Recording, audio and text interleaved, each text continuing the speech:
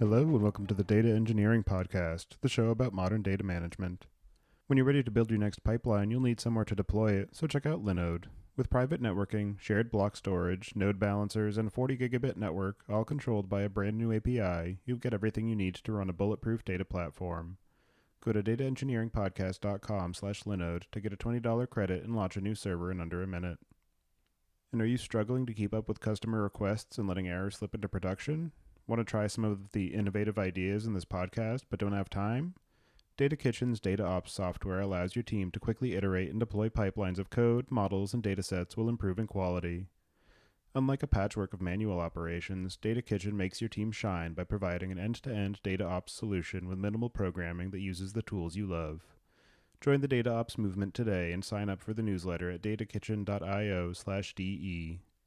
After that, learn more about why you should be doing data ops by listening to the head chef in the Data Kitchen at dataengineeringpodcast.com/datakitchen.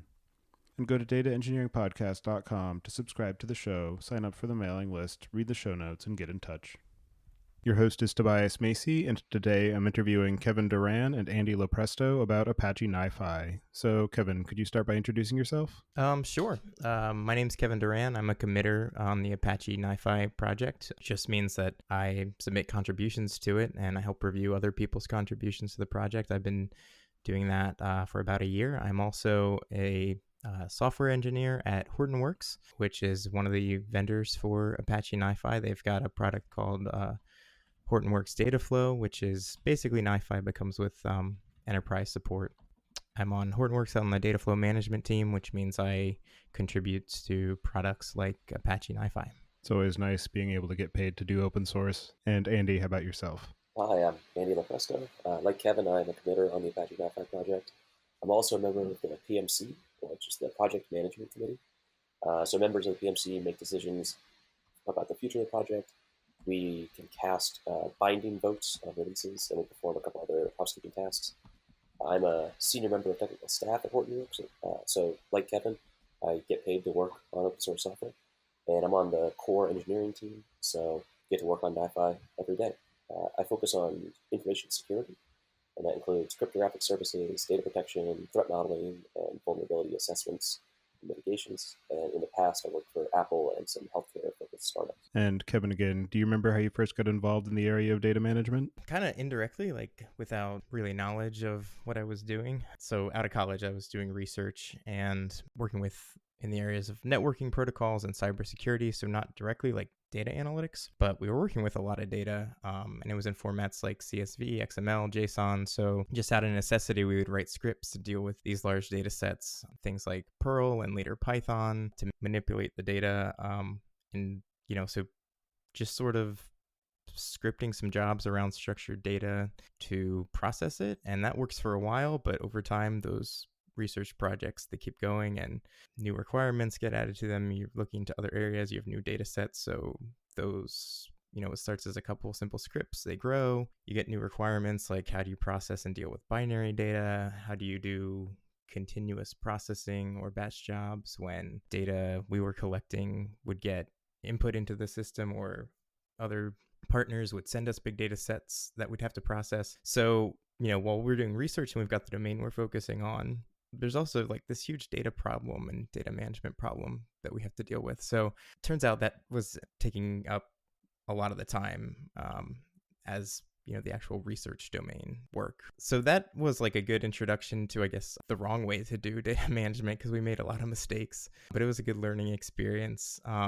Later on, a little bit later in my career, I was working actually at an advertising optimization platform for online advertising. And it was the first time I was exposed to what we'd call like internet scale data. So billions of records per day, continuously flowing, being fed to various processing chains, feeding algorithms, feeding models, data coming in to enrich our data from third parties, our data going out and packaged, delivered to partners. So constant everyday data management problems. And so that was a really good learning experience for some more advanced data management frameworks, data storage tools, data archiving policies, and connecting decoupled systems that need to share data and interact with each other. And that's where I really started to understand like some unique aspects of data engineering and data management. And Andy, do you remember how you first got involved in the area of data management? Yeah, I've actually worked on data management for most of my career, which I did not intend to do either. I started by writing these internal management systems for a startup when I was an intern in high school. And that was things like an asset management database and a document management database and an applicant tracking system, just because they were small and didn't have anybody else to do that. And from there, I went on to, I don't know if you're familiar with Documentum. This was these like workflow and lifecycle software tools, and then started building out applications and APIs that were doing metrics tracking and analysis. And finally, when I went to Apple, I was actually working on information protection across the worldwide retail stores. So throughout the world, all the financial data and tracking information and customer information. So it was really sensitive stuff. And like Kevin said, that was kind of my first time seeing that kind of data on that scale. So that was my introduction to data management.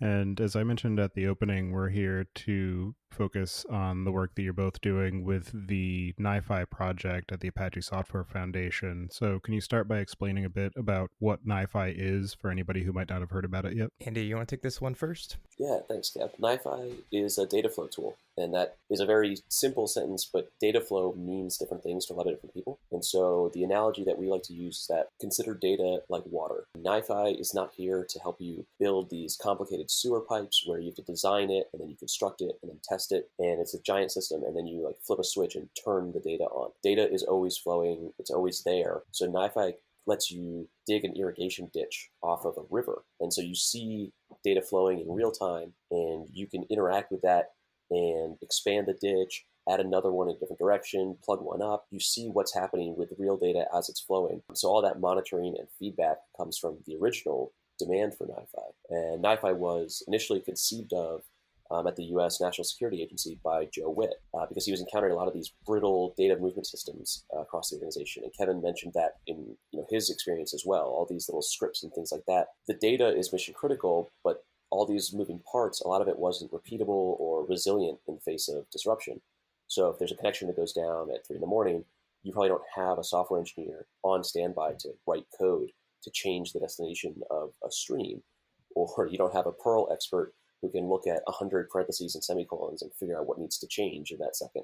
So these giant operation centers, like if you remember the show 24, like all the screens on the wall and people on these tiered platforms and throwing things to different screens, like you need to keep the data moving at that time. So these people who are not software developers, not coders, but were operations people, needed to have a tool where they could take immediate action and keep the data flowing and be able to see the problems as it happened, or ideally even before it happened. So NiFi matured for quite a bit, a number of years inside the organization, and then it spread to a bunch of different teams. And in 2014, the agency released NiFi to the Apache Software Foundation through their technology transfer program. And so it's continued to grow with a number of contributors in the open source world, and probably more than it ever would have been able to inside the organization. And you mentioned that the primary purpose of NiFi is for being able to, as you put it, build these irrigation ditches and then redistribute the water flow as it starts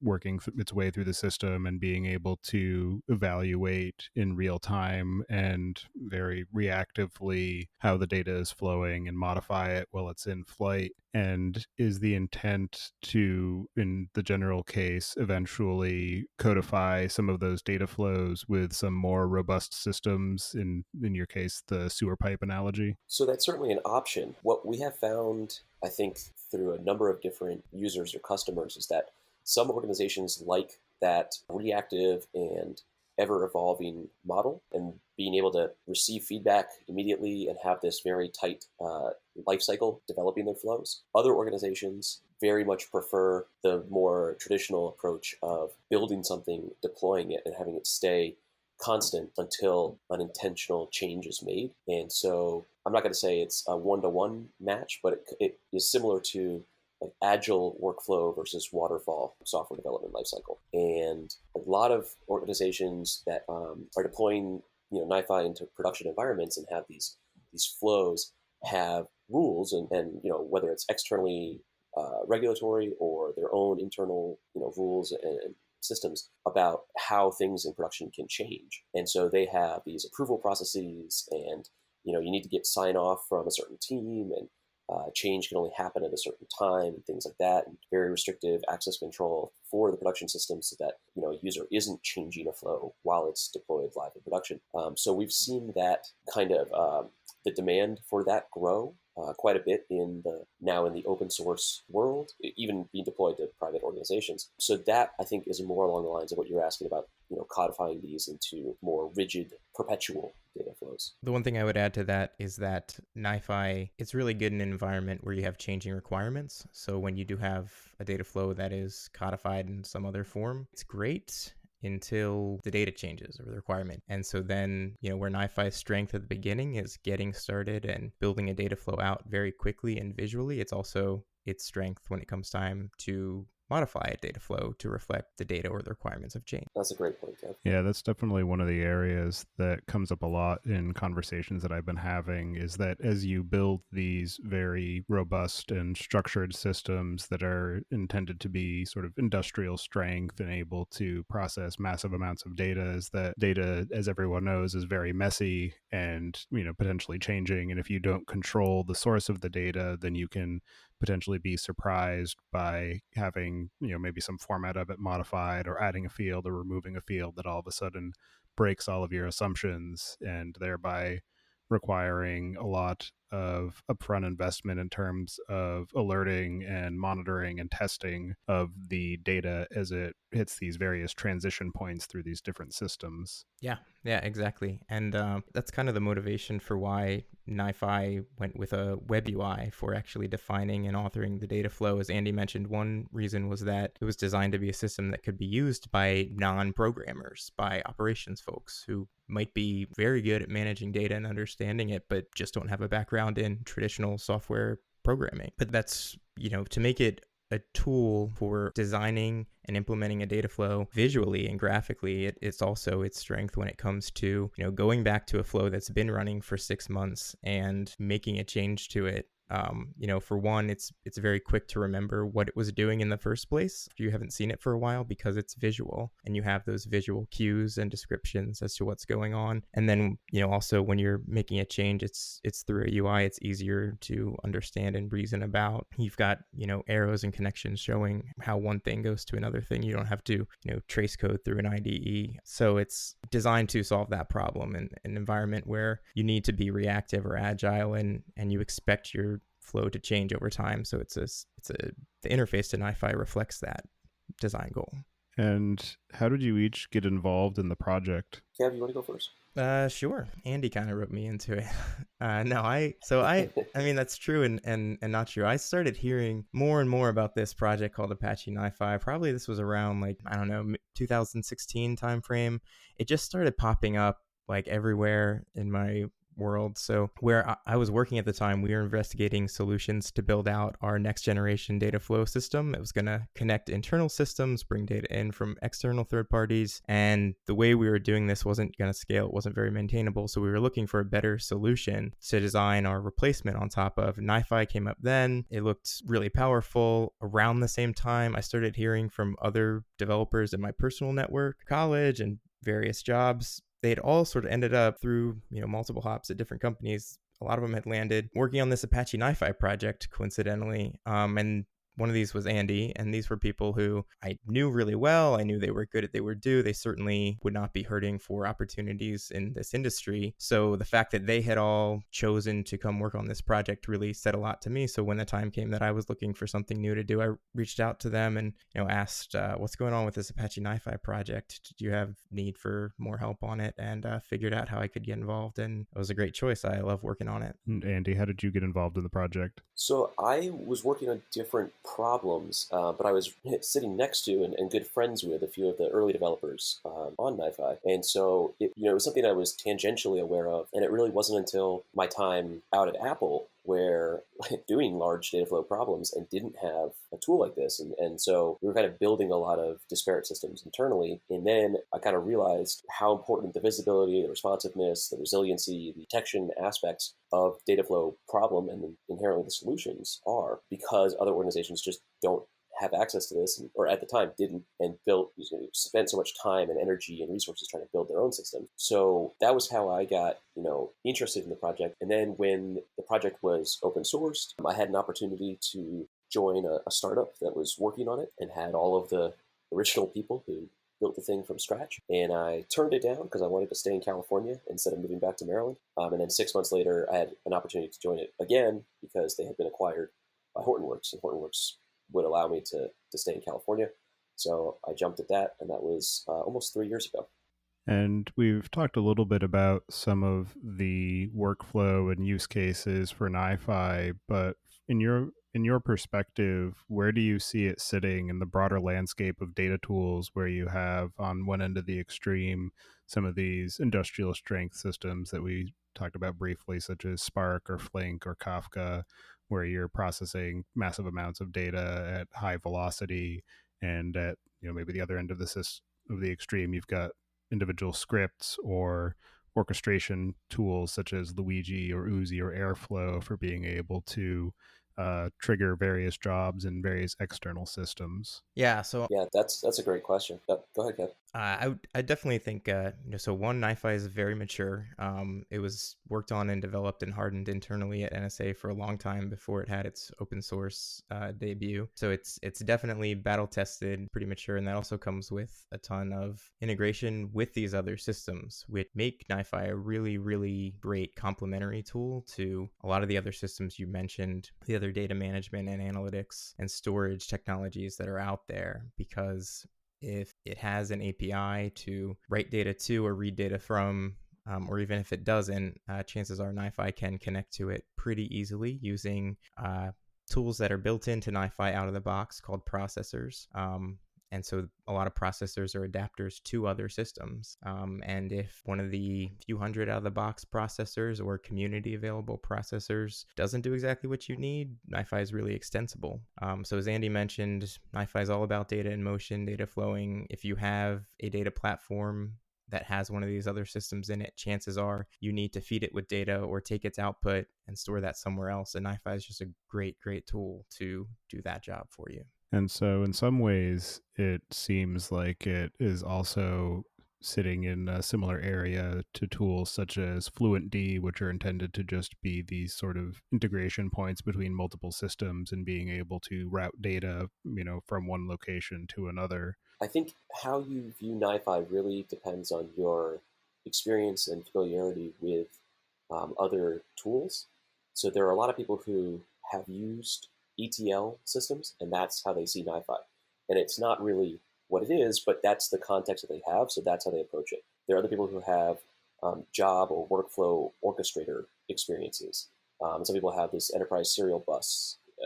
So we feel pretty strong that NiFi is for moving data. It's not necessarily the backbone of your system. It's not a big storage lake for your analysis. It's not a complex event processor. There are a lot of things that it's not, but what it really is just a platform that should let you get the data from where it's generated as early as possible and put it into the locations that consumers, your other tools or other users need it to be, and in the format that it needs to be. So it does a lot of transformation, enrichment, filtering, prioritization, routing. It's really, like Kevin said, it's very extensible. We want it to be able to work with whatever offering you have, so that you don't have to do the extra work on those source systems or the follow-on systems to get it into a different format when NiFi can do that for you. And then there's also a sub-project, Apache NiFi NiFi, which is designed to kind of extend your reach farther out into this giant data ecosystem, so that you can collect and manage data earlier in the data lifecycle.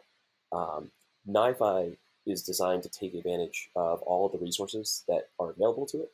So you put it onto a server or a cluster, and it's going to use all of that power. Whereas NiFi is designed to be a good neighbor. It it sits on some other system that's not intended to be running it, and it respects the other systems or software that's there. And so it's really good for embedded devices, IoT devices, things like that. It is available in both Java and C++. It's about 100, well, actually 1,000 times smaller than NiFi for the C++ version. And it doesn't have a user interface, but it still lets you do a lot of the small, data operations, and extends your visibility, your insight, and your decision-making capabilities much farther into that, weird ecosystem of lots of different data generators. And so it sounds like maybe the best way to think about it is as a data integration framework with a high-level interface to allow for easy self-service by non-programmers. Some people see it as a competitor for Kafka, and we really don't, because I can't tell you how many times we do a deployment and it integrates directly to Kafka, because that's the message bus that the user has chosen. So it works really well in conjunction. But Kafka, for example, like, you have to have these connectors. You have to, often write code to integrate that to your other system, or run a command line tool that's specifically built for another system. Whereas NiFi, ideally, you can just drag a box onto the canvas and it will work with whatever your other source or follow-on system is. So we try to make it as drag and drop easy as possible. And that UI, like you mentioned, is really helpful for that. But just to try and, like I said, lower the barrier of entry to getting all that data connected and flowing. And the data that you're working with when you're building a NiFi workflow, is that primarily going to be routed through the same servers that NiFi is running on, or is it more of a system that is going to maybe trigger operations in other external systems, or is it more just a collection of both and dependent on whatever it is that you're trying to do? Yeah, so that's a great question. Almost all of the data will flow through NiFi, through the NiFi systems. NiFi has the capability through either execute script processors or shell commands, or invoking HTTP endpoints to trigger operations on other systems. But that, again, kind of goes back to the job or workflow orchestrator role, which you can kind of force NiFi into that role, but there are other tools that are better for that. So NiFi is really more designed to be the steward of the data as it passes through the system, and move it from A to B, as opposed to telling some external system move it from A to B. Because that way you get the data provenance feature, you get the statistical analysis features, you get the auditing, you get reporting. All of those benefits come from NiFi being the one that moves the data itself. Yeah, I will just add to that. The way NiFi reads and writes the data is through an abstraction. So NiFi has various repositories. The main bulk of data is the flow file content repository. So that's the actual bits of the data flowing through the system. And that repository is an abstraction interface. So it's, even though data is on NiFi, it's on the same system that's running the NiFi server. That doesn't have to be, like a physical file system. It often is, but if you're doing a containerized or cloud-based deployments, and you're in an ecosystem where your cloud vendor can present network storage as local storage, something like Kubernetes running in one of the major cloud vendors, that's a popular approach. So because we have these abstractions for the various repositories, it's pretty extensible in terms of what do I want to use as the storage of my architecture when I'm building out my infrastructure. So there's lots of ways you can configure something like a cloud-based deployment for how you're going to set up your data storage along with your data processing, and make that all work together. And it will work with NiFi if you set it up correctly. Yeah, I would also say, I know we're throwing a lot of terms around, and this sounds very complicated when it's nebulous and just ethereal in somebody's head.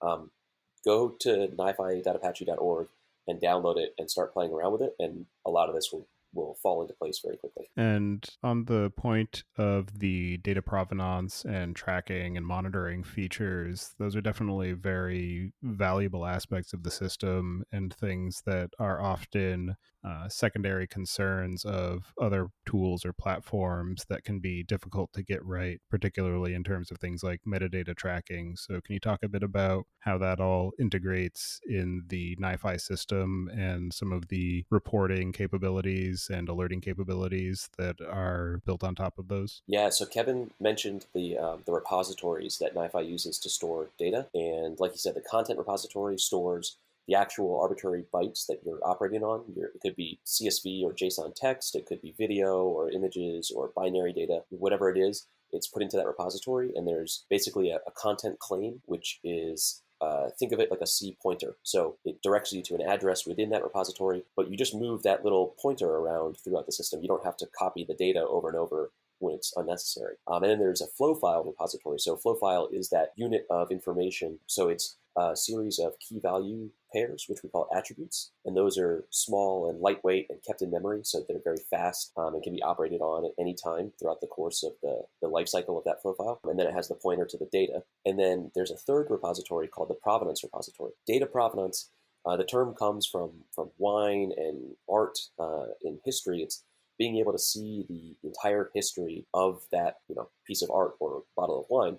But in this case, it's the data itself. So any operation that happens to that data, whether it's the flow file getting created at the beginning of the system, to it being routed based on some attribute and decision making there, to transformation, encryption, new attributes or attributes being modified, being sent to an external system, being viewed by a user in the user interface, every event that happens creates another record for the provenance of that item, that flow file. And so you can trace that. There's a very nice user interface for tracking the lineage of data, but you can also export that information into whatever format you want, and that gets stored in that provenance repository. So you can also then treat that provenance data as raw data anyway. So you could do things like send it into another NiFi flow and treat it just like you would treat any other data that you ingested from some external system. So it really allows you, you can export it to Apache Atlas for governance and tagging work. You could, do transformations and visualize it in something like Kibana.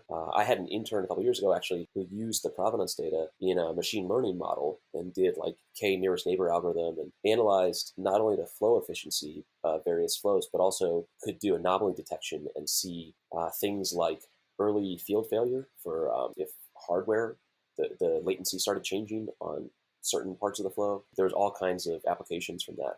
As far as the reporting, NiFi comes out of the box with some reporting features. You can obviously send to email or Slack or other like reporting things like that. But you can also have memory consumption being reported on, CPU usage, all kinds of reporting things that hopefully make a DevOps person's life easier and integrate with whatever tool they're using to monitor their deployments as well. And further on the point of the graphical UI being the primary means of interacting with the system, it can often be difficult to design that in such a way that it's both usable and flexible enough to be able to actually be useful in a broad context, because it's very easy to get stuck in the system of I just want something that's very easy for somebody to get started with, and then once they get to a certain level of capability they start butting up against the limitations imposed by the UI. Or you can go to the other extreme where you have 1,000 knobs and dials and nobody ever understands how to actually get the thing to work,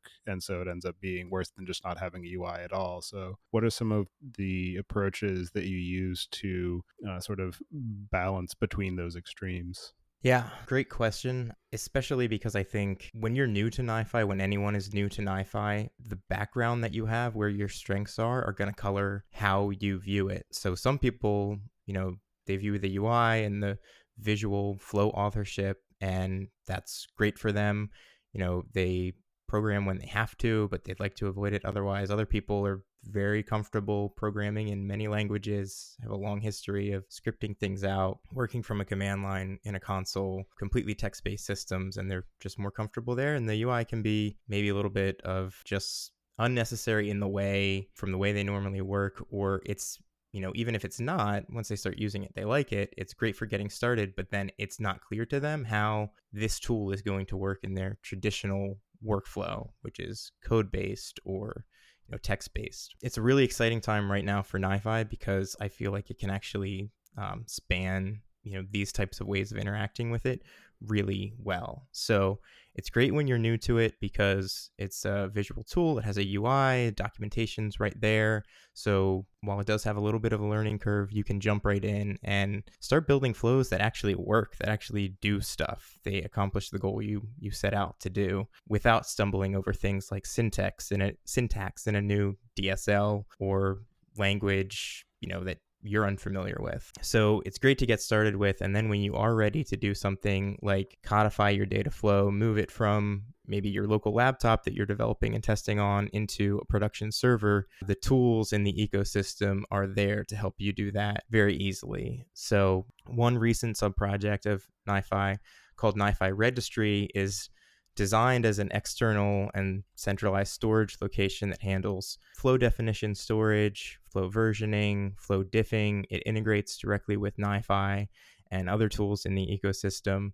So, think of it as, a code repository or an artifact repository like Nexus in Java, a place that when you're done with something, you can commit it or save it or mark it as a stable version of something you want to move somewhere else or have available as a copy later. And then over time, as you build up those versions, you have these snapshots that you can get back to any point in time. So you make a change, don't like it, you didn't, lose a known good state where you were at before. So NiFi combined with NiFi Registry is a really powerful combination. It makes NiFi really fun to use because it's so tightly integrated. So whenever I'm working on a flow, you can just right click, save a version, change a version, and then if you have two NiFi instances pointed to the same NiFi registry, you can easily, write from one NiFi and read from another one. So I can push up to a NiFi registry from my local development machine, my laptop, and then pull down that change on running server in another environment, whether that's a integration test environment, staging, production,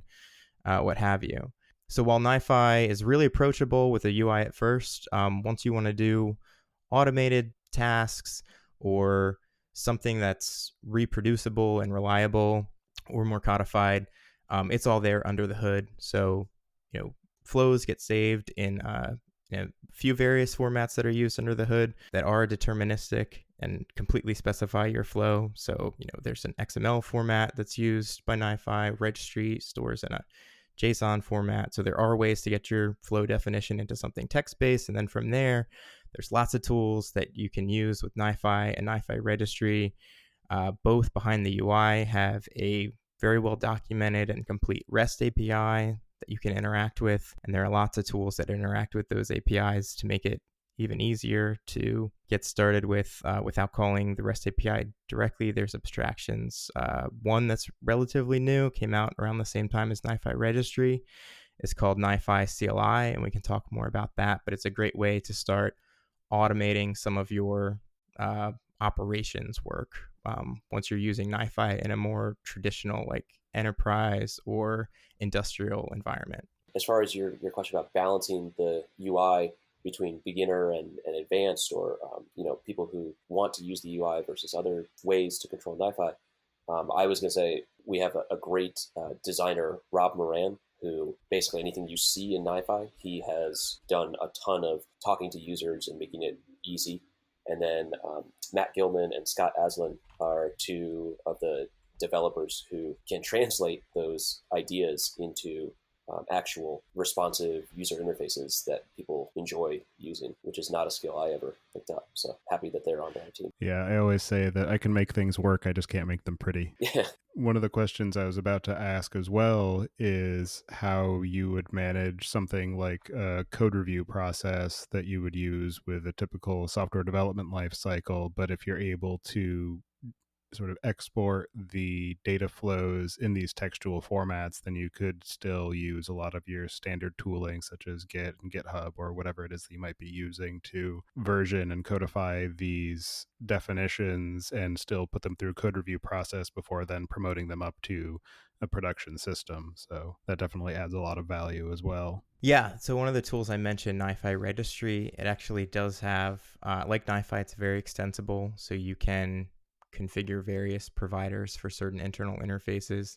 And for its persistence, you actually can configure it to use a Git repository with automatic syncing to a remote. So I can run a NiFi registry instance, have it save every version of every flow as a commit to a Git repository that automatically gets pushed to a GitHub repository or something like that. So there's definitely ways to work with these tools that are available. What we're really trying to do is not dictate one workflow, but rather give you a set of tools that are maturing all the time that you can adapt to whatever workflow your team or organization is using. I found from my experience, it's a little bit different everywhere you go. So rather than being very opinionated about that, we're trying to give our users a set of tools that are flexible enough to integrate with however they want to use flows alongside their traditional SDLC. And for people who are working on integration points or adding functionality to NiFi from external systems or building it into their existing platforms, what are some of those integration points that are available? So out of the box, in version 1.7.0, which was just released at the end of June, NiFi comes with over 260 processors out of the box, and I think it's 48 controller services. So it's almost the case that you're going to have something immediately that you can work with. But let's say you're working with something like a proprietary format that your organization uses, or some other custom thing that's not out there and NiFi doesn't have something for already. There's a few ways that you can integrate with that. NiFi has a very clearly defined framework and API, and then all these extension points. So, for example, writing a custom processor is a fairly easy task. There's a Maven archetype, which is available, so it gets you up and running, builds the skeleton of everything that you need, and you just have to populate one method, really. Maybe some validation if you want to as well. But you can also tighten that feedback cycle and use what we call an execute script processor, where you can just drop a script in Groovy, Ruby, Python, Lua, Clojure, or JavaScript into this execute script processor, and it will run, and it has access to all the context that a normal processor would have. So that will let you make, you can make changes directly to the code very, very quickly. All you have to do is stop, edit the script, and then start the processor again. So that's, on the order of magnitude of like seconds or minutes for a feedback loop, as opposed to writing a custom processor, writing unit tests for it, deploying it, building it, deploying it into a NiFi instance, restarting NiFi. Like that'll get you onto the minutes to an hour order of magnitude. So we recommend using the execute script to like prototype things and find the behavior that you want, and then codify that into a custom processor that you can deploy across all of your NiFi instances and have that functionality available for any user right away. There's also, you can use NiFi to run a shell command and pipe input and output. So let's say you have this legacy system that somebody wrote this compiled library object 20 years ago, and you have no visibility into what it's doing inside, but it's this critical piece of infrastructure that everything has to go through. You can have a flow set up that's just delegating that portion of the work to that shell command, and getting the feeding it input and getting output, and keeping that into a flow that's managed. And you can have that running while in the meantime you might have a team trying to modernize that side by side. So there are really a lot of ways that you can. Again, our goal is just to make NiFi easy to use the way that your system currently works, and not have you have to re-architect your entire organization in order to adopt this tool, which isn't adding much if you have all that added cost. And what are some of the use cases or project requirements that lend themselves well to being solved by NiFi?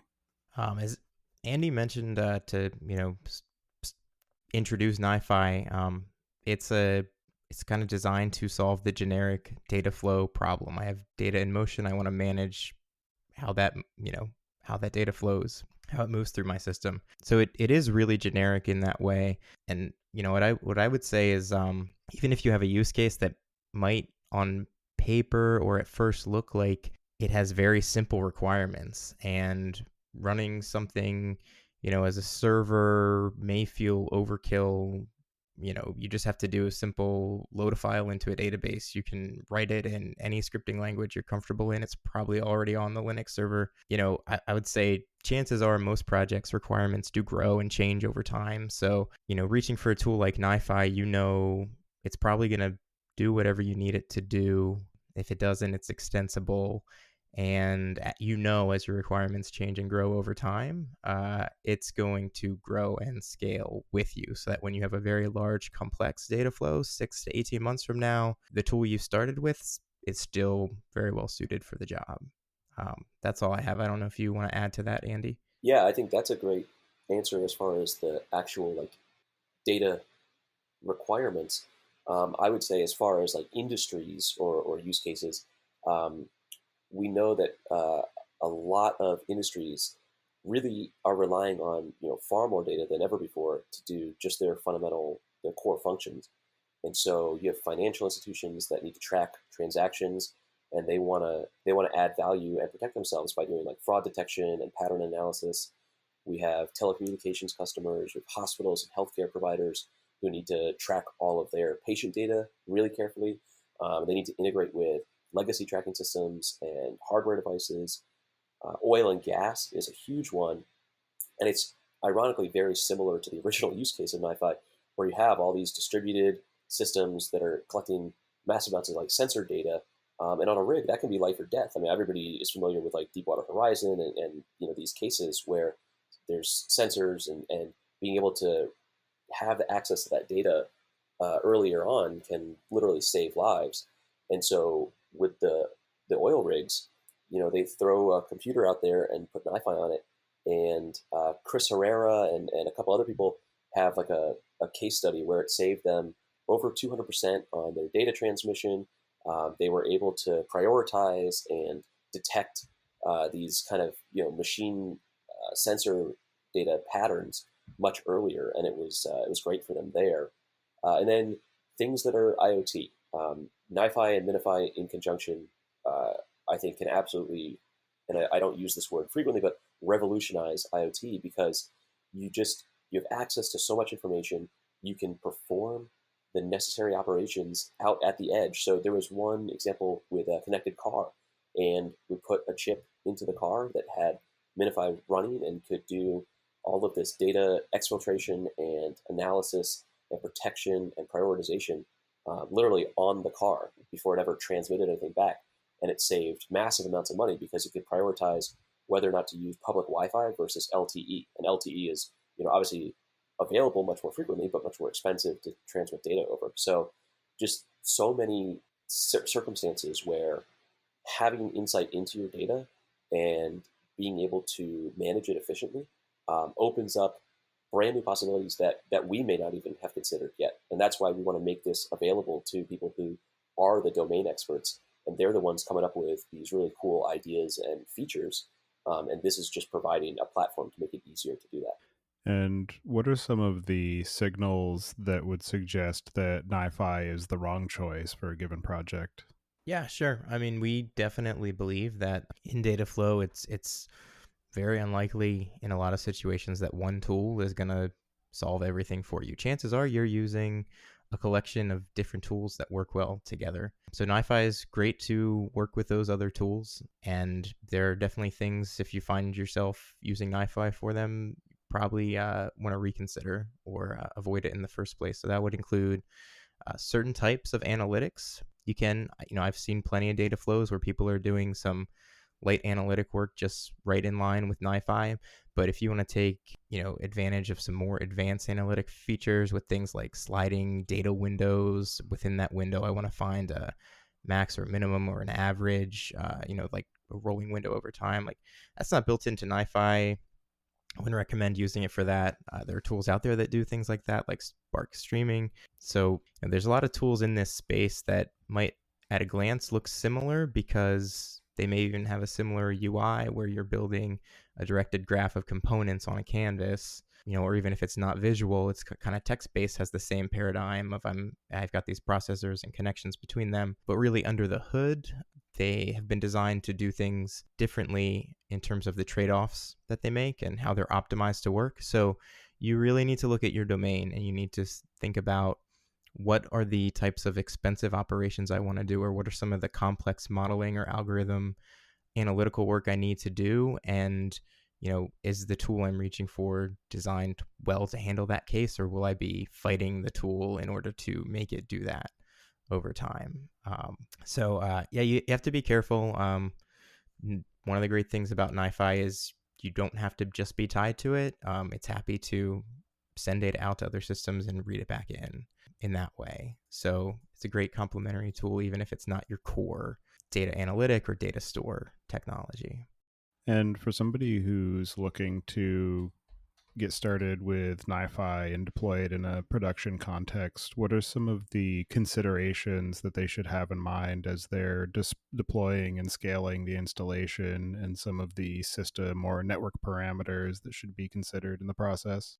So I would say, do you want the easy answer or the long answer? Because the easy answer is just pull Apache NiFi latest from Docker Hub, and you're good to go, and pull it a few more times if you need to scale. But the long answer is that there are a number of ways to deploy and to scale, and our container story is not as strong as we would even like it to be. So there's ongoing work for Docker and Kubernetes improvements to really get into that completely dynamic scaling. As far as clustering, we don't really recommend having more than 10 nodes in a cluster, which can be kind of different for people coming from, especially from like a Hadoop experience where you want to scale your cluster to be super huge. But that's because NiFi is doing data movement, data flow. So there's a lot of network communication that happens.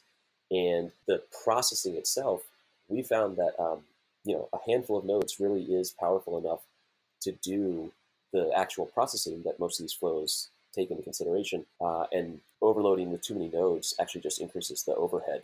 So yeah, if you have a cluster that's 4 or 5 machines and they all have a few cores, some RAM, and a good 10 gig network card, you're pretty much set up. You're at the level of a giant enterprise deployment of NiFi. And what have you found to be some of the most interesting or unexpected or challenging aspects of building and maintaining the NiFi project and the associated community? So I found in the year I've been working on the project, first of all, the community is great. Probably the best software development community I've ever been a part of or been involved with. Really helpful. Lots of ways to ask questions and get questions answered.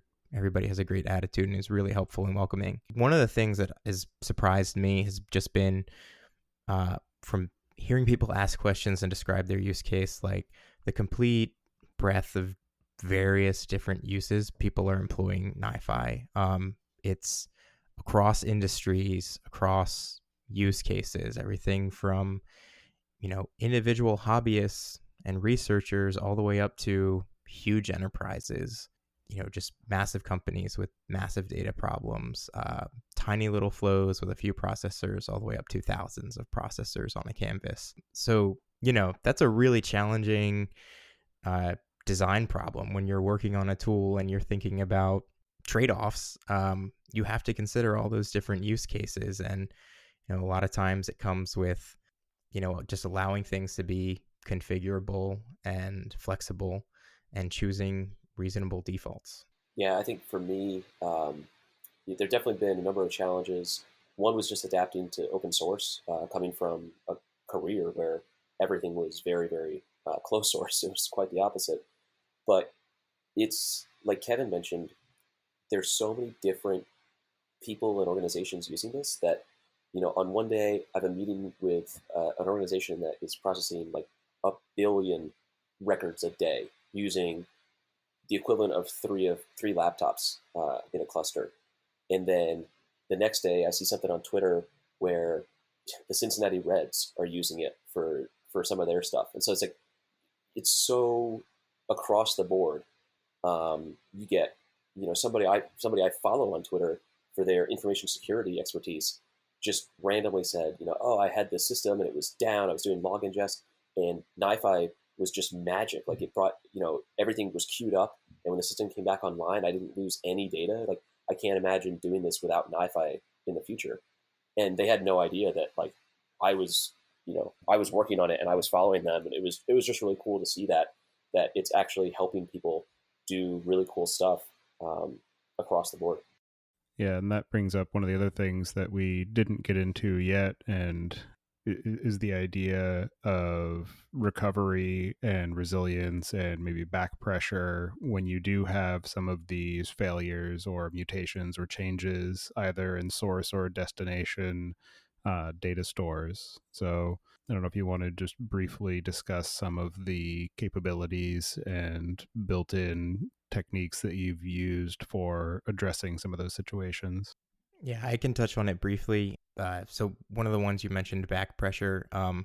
This was one of the moments for me when I first started working with NiFi, when I realized, like, wow, this is a really full-featured, well thought out system that's really, it really understands the domain of this problem. So between processors, you can set connections.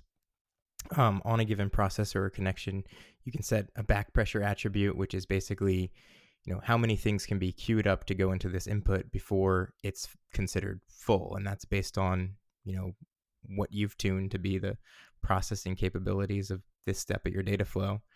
And then that can propagate back throughout the upstream systems. And you can set various, essentially configurations for what to do when they start getting back pressure from the components they're feeding. So it can propagate back up to your queue, and ultimately you do have to make a choice what to do with your data, but NiFi gives you the ability to configure that and put the logic into your data flow such that, like, when a queue is full, what do you want to do with it? Do you want to set a time penalty to send it more data, or things such as that? So, and these are things that you don't have to necessarily always worry about right away. As I mentioned before, like, wherever possible, we try to configure NiFi out of the box so that it has reasonable defaults. So if you don't want to change these settings, you just leave them. But then the nice thing is, after your flow's been running for a while, or maybe your data size grows, or you make a change to it, like, those settings are there when you need them. So it's a tool that you don't need to fully understand it to get started with it. But then as you start digging into it, you realize, like, wow, I can just configure a few things and NiFi works the way I expect it to. I don't, something I approach and think this might be really complicated to solve actually might just be a couple settings on a couple components. And then the rest of the system responds to do what you want it to do. And what are some of the new features or improvements or sort of broad ideas that you have planned for the future of NiFi? That could be a whole new episode of the podcast. So our wiki has a feature roadmap, and that's kind of directed by the community. It's truly open source software. Anybody who, from Joe Witt, who's been created this and working on it every day for 15 years, to somebody who finds the wiki page tomorrow and wants to start contributing. Um, it's a very meritocracy of ideas type approach, and we really do try to evaluate the quality of the idea itself and not where it's coming from. So there's all kinds of things that are going to be coming up.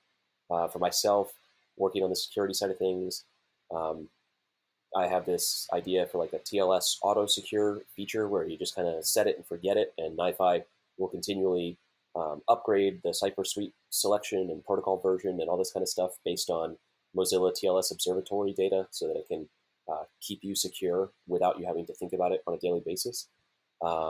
There's encrypted implementations of the various repositories. There's new encrypting attributes and recognizing some PII or PCI sensitive data and protecting that automatically. Kevin can talk about the new stuff that's coming with enhancements to NiFi registry and NiFi. So, yeah, like Andy said, there's so much that's possible in the future in NiFi. There's a huge amount of ideas and JIRAs with feature proposals, things in the backlog and on the wiki. It's one of the things that makes working on the project really exciting, is just there's so much that is still left to do and can be done on it to make it even better. On the NiFi registry side, it's still relatively new sub-project, so there's a lot that can be done there. One of the ideas that we have right now is two things there. So one, making it so that a NiFi registry instance can be publicly hosted and shareable. So, analogy might be Maven Central or Nexus repository or Docker Hub for Docker images, but a place that people can collaborate and, push up data flows or parts of data flows, little modules of reusable sections. So NiFi, the term would be a process group where you can group a subset of your flow on a canvas inside an element. And then that now becomes something that you can save as an individual component up to a NiFi registry. So, enabling more features with NiFi registry to support this type of collaboration and sharing. It could just be something you run on-prem and just share amongst your team, or it could even be publicly hosted out on the internet where people can publish little reusable data flows that other people can pull down and do, that composite together a lot of steps that the simple processors do into something larger and more useful. Also on NiFi registry, just being able to store things other than flow. So we touched on earlier in the podcast the ability to write custom processors, and you can start a Java project to do that. The output of that is a NiFi archive format called a nar. So being able to version those artifacts in the same place you're versioning your data flows in a NiFi registry, and then with NiFi, the ability to pull them in and load them at runtime rather than installing them into NiFi's lib directory.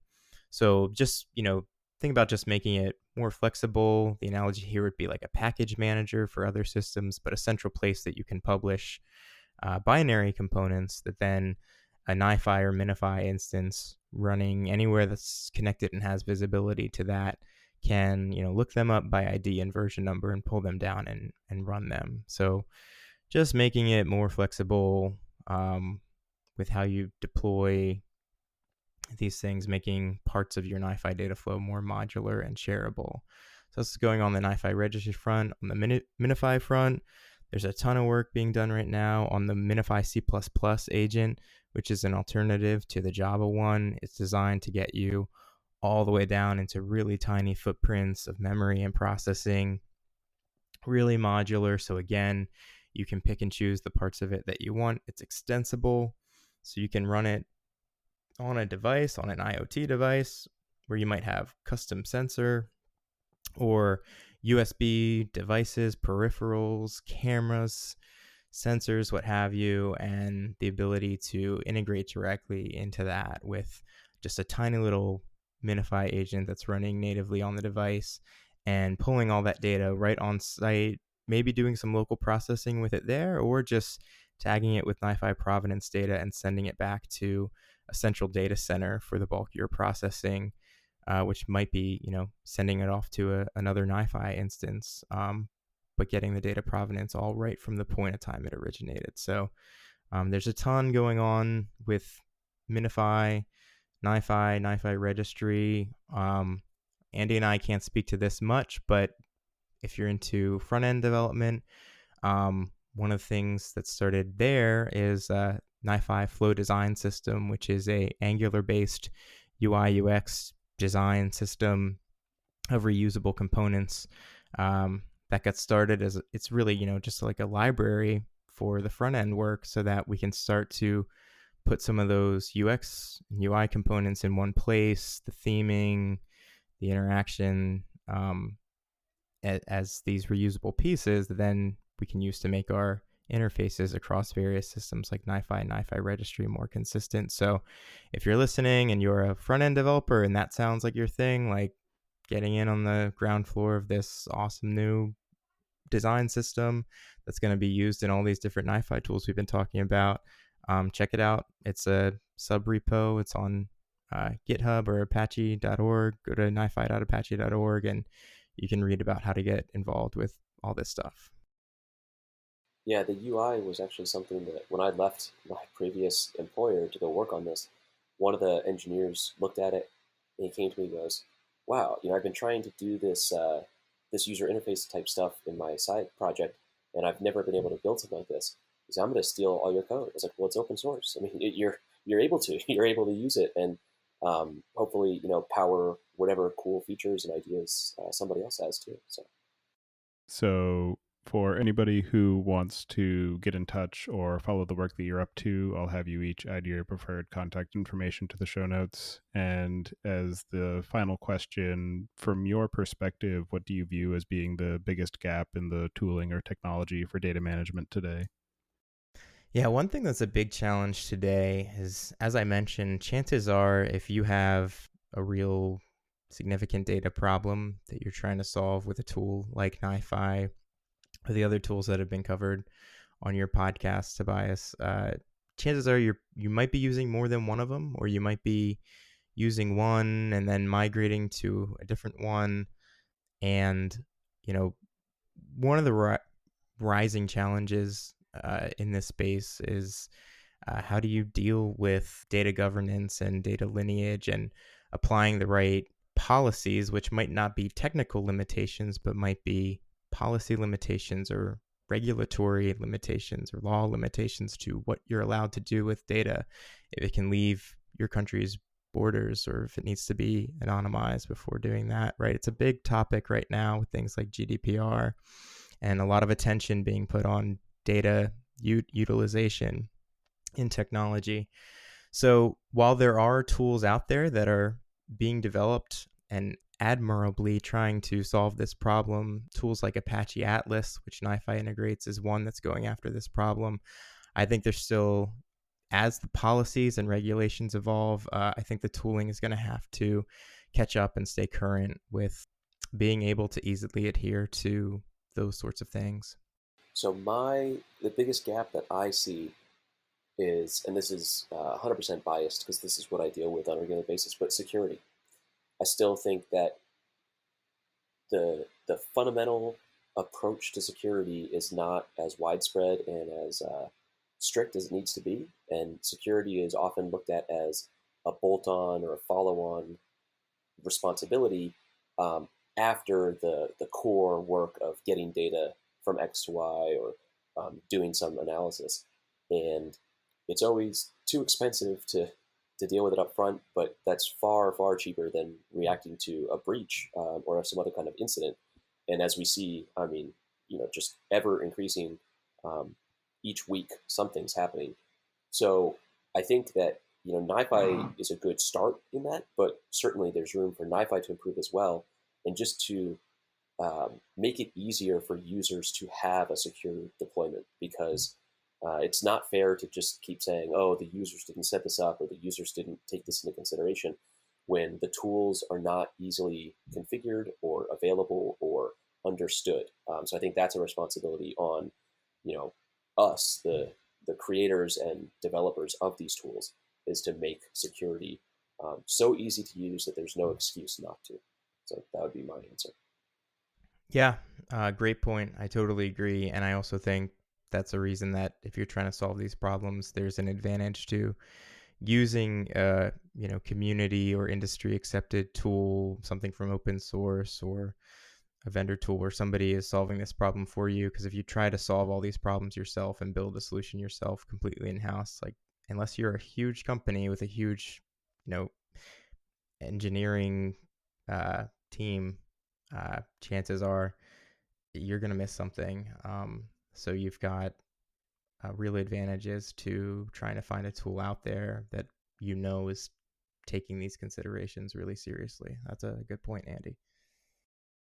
All right. Well, I want to thank the both of you very much for taking the time today to join me and discuss the work that you're doing on NiFi. It's definitely a very interesting project and one that I'm excited to see future development on. When I first came into this, I wasn't quite sure exactly what the platform was and what use cases it was targeting, so it's been very informative. So thank you both for that, and I hope you enjoy the rest of your evening. Yeah, thanks for having us on the show. Hey, thanks, Tobias. Really appreciated it.